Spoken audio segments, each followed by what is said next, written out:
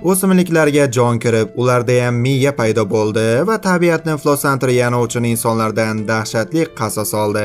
Agar ismingiz keyingi videoda chiqishini xohlasangiz, hozirroq kommentariyada yozib qoldiring. Video boshlanishida oldin like va podpiska tugmalariga bitta kalla qo'yib qo'yishni unutmang. Men esa videoni boshlayman.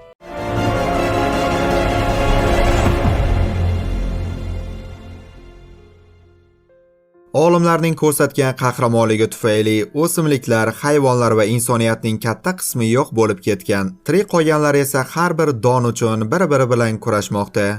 Ruxshona ismli 13 yoshli qiz loy bilan qoplangan dalalarda ozuqa izlamoqda. U falaj otasi Darius bilan yashaydi va gaplashuvchi droni ham bor. Mana bu yerda bir narsaga o'xshab qimilayotgan narsa esa o'sha narsa emas. Oldin aytib qo'yay. Ruxshona o'z laboratoriyasida yana o'simliklar o'sishi uchun tajribalar qilmoqda, ammo foydasi bo'lmayapti.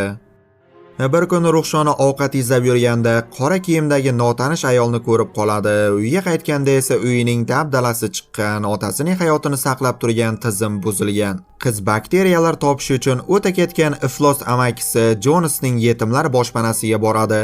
U yordam evaziga qizdan qon so'raydi, lekin qon nov bo'lgandan so'ng qizaloqqa eshakning chukini ham bermasdan haydab yuboradi. Qiz bu qonini o'z vaqtida tabiiy ravishda chiqarmoqchi edi va asabiylashib kechasi yashirincha uning qarorgohiga kirib bakteriyalarni o'g'irlaydi va qochadi. Uyiga qaytib ularni otasining tizimiga joylaydi. Darius esa qizining o'g'irlaganini sezsa-da, unga hech narsa demasdan gapirmaydi. Ertasi kuni Ruxshona Citadeldan qulab tushgan kemani topadi. Uning yonida esa tirik qolgan Camelia ismli qiz ham bor ekan. Ma'lum bo'lishicha, u boylar dunyosidan bo'lgan qiz va Ruxshona uni uyiga olib kelib davolaydi va parvarish qiladi. Umid qiladiki, u otasini davolashi mumkin, lekin otasining o'zi bu begonadan xavfsiramoqda. Hushiga kelganda Camelia otasi Elias bilan birga halokatga uchraganini aytdi. Ruxshona esa uni topishga yo'lga chiqadi. Ammo to'satdan Jonas paydo bo'lib Eliasni o'ldiradi, chunki u boylardan nafratlanar ekan va Ruxshona ko'rgan narsasini hech kimga aytmaydi, hatto qizga ham. Bir necha kundan so'ng Camelianing tanasi juda ham tez tiklanmoqda. Sinib ketgan oyog'i atiga 2 kunda bitdi, yaralari ham o'z-o'zidan yo'qolgan. Shundan so'ng Ruxshona Cameliani o'z issiqxonasiga olib borib, o'z tajribalari bilan tanishtiradi. Camelia esa uning ekkan o'simliklaridan hayratda, chunki umrida bunaqa narsani ko'rmagan. Camelianing otasi Elias biogenetika bo'limining rahbari bo'lgan. Agar Ruxshonaning tajribalarini ko'rganda albatta hayratda qolardi. Qiz unga onasi haqida gapirib beradi. Ma'lum bo'lishicha, u ilgari ajoyib qo'shiqchi bo'lgan, ammo og'ziga ko'p olgani uchun muzday suvni ovozini yo'qotgan. Keyin sayohatchilar bilan birga ketib, uyga qaytib kelmagan. Shu joyda pauza qilib, videoga like bosib qo'ying. O'zim uchun so'rayotganim yo'q, yangi videolar ko'proq chiqishi uchun so'rayapman. Like'lar soni ko'p bo'lsa, yangi videolar soni ham ko'payadi va video qanchalik qiziqarli bo'lishi ham bosgan likeingizga bog'liq. Like'lar uchun oldindan rahmat. Keyin ular birgalikda eski kitoblarni varaqlab, yo'qolib ketgan hayvonlar, mushuklar, tutlar, qizil maymunlarni ko'rib chiqishadi. Biz har kuni ko'rib yurgan hayvonlardan birortasi ham bu dunyoda tirik qolmagan, hammasi qirilib ketgan ekan. Ruxshona so'raydi, nega oddiy odamlarni Citadelga kiritishmaydi deb. Camelia esa tushuntiradi, chunki u yerda Kushinka deb ataluvchi klonlar, ya'ni buyruqlarga so'zsiz bo'ysunadigan robotlar yaratilar ekan, oddiy insonlar esa itoatni bilishmaydi, shuning uchun ularga kambag'allar kerak emas. Bir kuni Ruxshona uyiga qaytganda amakisi Jonas kelganini ko'radi. U urug' va bakteriyalar o'g'irlangani haqida bilib olgan. Jonas soqchilik qilgan bolani jazolaydi va Ruxshonadan ikkinchi uchuvchi qayerda deb so'raydi. Qiz esa sirni yashiradi. G'azablangan Jonas, ya'ni Yunus esa qizning gapiruvchi dronini buzib tashlaydi. Ko'p o'tmay Jonasning yetimlari Ruxshonaga hujum qilib, qo'liga egasi kimligini bildiruvchi tamg'a bosishadi. Uyga qaytgach, u Cameliaga otasi Eliasning o'lganini aytib beradi. Ular birga halokat joyiga borishadi va Camelia his-tuyg'ularini boshqara olmasdan yig'lab yuboradi. Shu payt Ruxshona uning orqasidagi g'alati chandiqni ko'rib, u inson emasligini tushunadi va Camelia tan oladi. U klon, ammo oddiy klon emas, u his-tuyg'ularga ega bo'lgan birinchi ongli robot. Ruhshona g'azablanadi, chunki unga bor dardini to'kib sochib, xuddi dugonasiday ko'rgandi.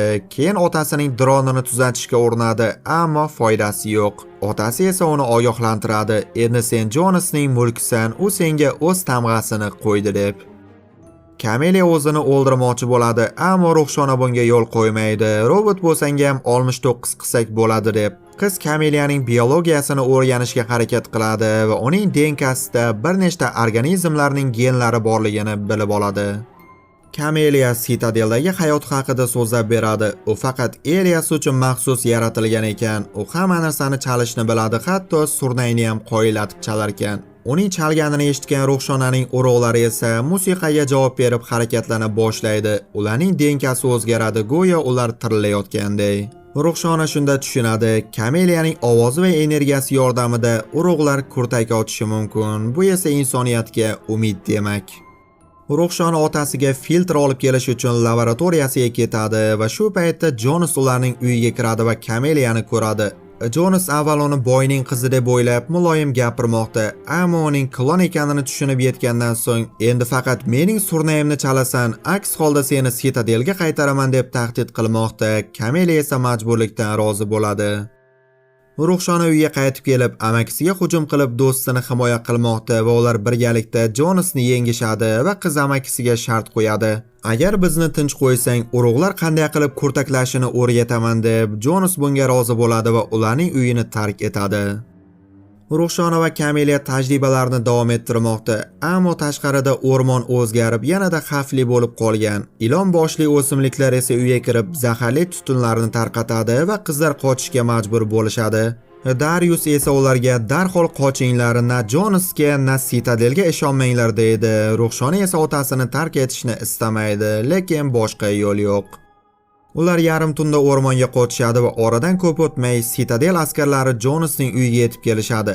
Askarlar Jonasni ham o'zlari bilan olib, Ruhshona va otasining uyiga yo'l olishadi. Maqsadlari Kameliyaning klonini topish, ammo u yerda qizni topa olishmaydi. Shunda askarlar Jonasni o'ldirishadi va Dariusning dronini ham yo'q qilishadi. Ruhshonaning otasi esa buni ko'rib, uydagi reaktorni portlatdi. Kuchli portlash natijasida esa uy va askarlari va Dariusning o'zi ham qahramonlarcha yonib ketdi. Tirik qolgan askarlar esa Ruhshona va Kameliyani quvib ketishmoqda. Qizlar jon jahdlari bilan qarshilik ko'rsatishadi, hatto bir nechta askarlarni yengishadi, lekin dushmanlar soni juda ham ko'p. Kameliya bularning oxiri yo'qligini anglaydi va Ruhshonaga meni tashlab o'zing qoch deydi, ammo qiz bunga rozi emas. Shunda Kameliya uni quchoqlab peshonasidan o'padi, 69 armon bo'lib qoldi deb va Ruhshona chuqur uyquga ketdi. Kameliya uni yashirib o'zini askarlarga topshiradi. Ruhshona uyg'onganda allaqachon o'rmondagi botqoqda yolg'iz edi.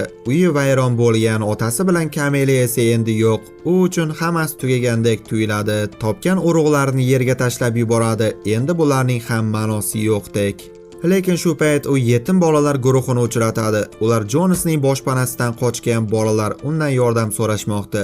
Ruhshona ularga ona boshi bo'lib, sayohatchilar minorasi deb ataladigan baland va g'alati binoga borishadi. U yer axlat va temirdan yasalgan, lekin tepasidan butun o'rmon va osmon ko'rinib turar ekan.